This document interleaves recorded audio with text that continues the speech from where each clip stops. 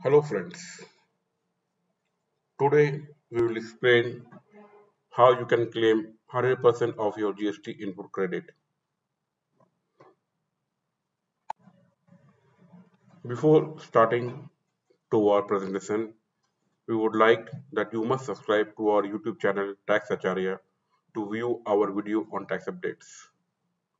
And to get the link of the YouTube channel, you can WhatsApp message me at 90089448082. Why you required to claim less GST input? The problem arises due to Circular number 142 dated October 9, 2020. The circular restricts GST input credit of 110% of input appearing in GSTR 2B.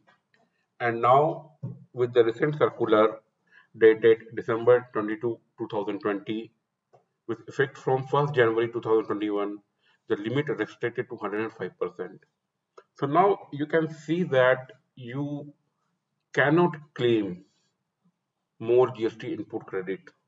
What is happening in 2B, you can max to max, there could be a variation of 5%. It means that there will be a huge loss or a cash loss going to be happen for the businesses because GST input credit will always appear less in 2B. What are the reasons that we know that this 2B will have the less amount?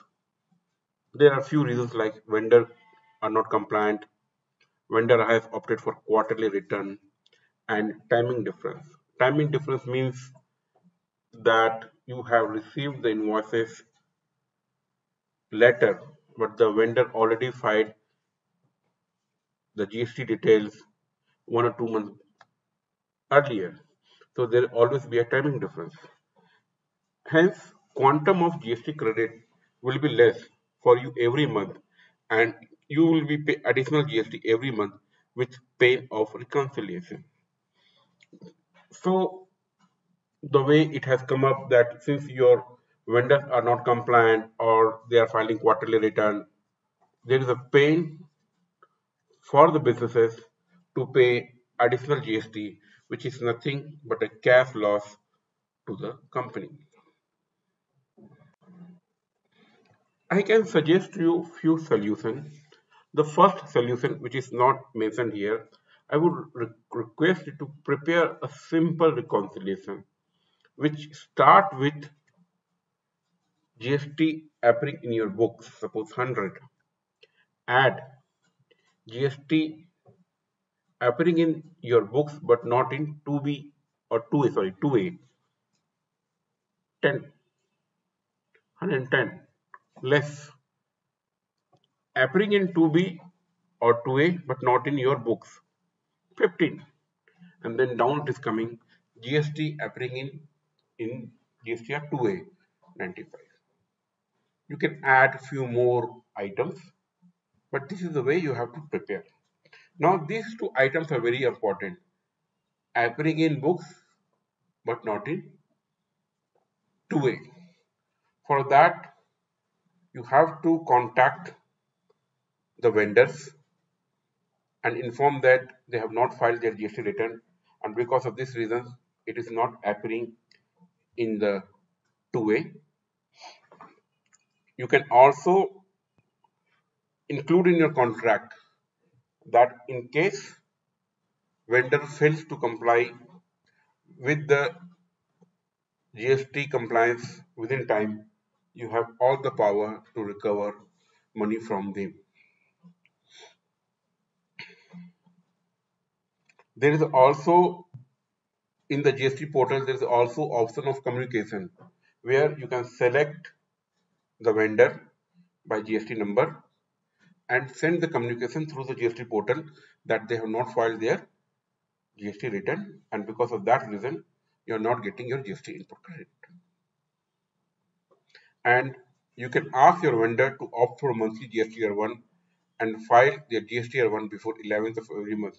You can include this line in all your purchase order, or your contract must specify that the vendor must file their GST return before 11th of every month. And you can also include a system that you will pay vendor GST portions once you see the input credit in GST 3B. This will tackle the two problem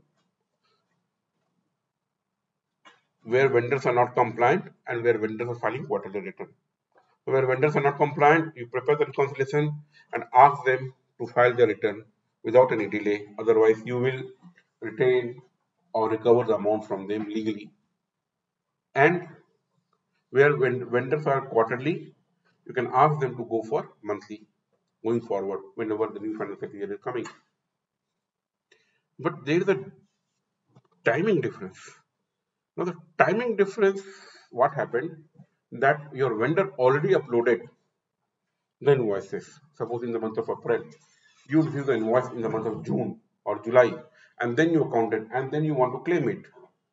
But how now it will appear in your 2B of June, because it's already appeared in your 2B of April.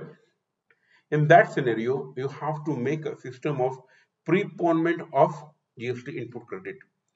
So the second para, what I'm saying in the reconciliation was that appearing in 2A but not in your books, you find that and prepone your GST input credit. If you do that, then even though you have not received your invoices, but you are claiming input credit.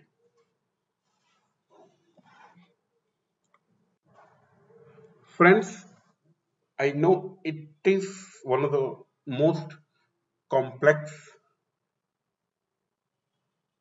compliance to claim GST input credit, the way it has come up, and but it is possible if you do a continuous follow-up with your vendors.